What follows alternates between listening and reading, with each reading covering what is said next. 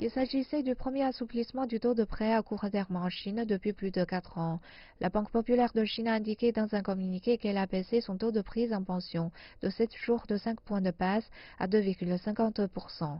L'action a levé le marché obligataire chinois et intervient à peine 2 semaines après que la Banque centrale a abaissé de la même manière le taux de ses prêts sur la facilité de prêt à moyen terme. Les analystes disent que la réduction inattendue montre que la Banque populaire de Chine est désireuse de dissiper les inquiétudes des investisseurs. En effet, les marchés craignent que la hausse de l'inflation n'empêche la Banque centrale de prendre de nouvelles mesures de relance. Dans le même temps, la Banque centrale a annoncé dans un nouveau rapport trimestriel publié samedi que les politiques macroéconomiques du gouvernement avaient un effet. Malgré l'inflation de la consommation qui a atteint son plus haut niveau en près de 6 ans le mois dernier, la Banque centrale chinoise n'est pas encore prête à prendre des mesures radicales. Cependant, le rapport trimestriel a indiqué qu'il surveillerait divers indicateurs pour dissiper les inquiétudes quant à la situation future.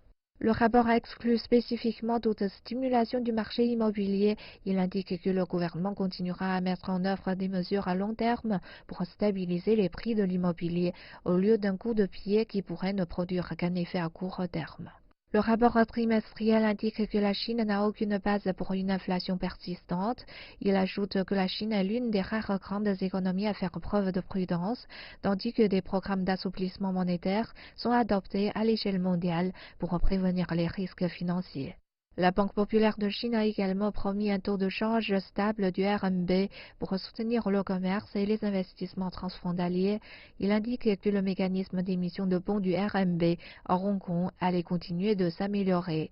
Sur le plan intérieur, le rapport précise que la Banque centrale chinoise envisage également de poursuivre les réformes de taux d'intérêt en fonction d'un changement du taux de prêt de référence.